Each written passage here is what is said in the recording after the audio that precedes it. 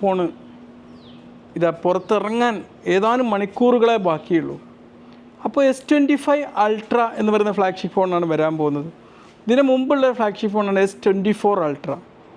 അപ്പോൾ ഈ S24 Ultra'ക്കാണെങ്കിൽ വില ഒരുപാട് കുറച്ചു. S25 Ultra'ക്ക് എന്തായാലും കുറച്ച് വില കൂടുതലായിരിക്കും. പിന്നെ ഓൾറെഡി S24 Ultra ഉള്ള ആൾക്കാർക്ക് ഇത് മാറ്റണമെന്നുള്ളൊരു ക്വസ്റ്റ്യനുണ്ട്. അപ്പോൾ ഇത് രണ്ടും തമ്മിൽ ഞാനിന്നലെ വെറുതെ ഒന്നിങ്ങനെ കമ്പയർ ചെയ്ത് നോക്കിയതാണ്.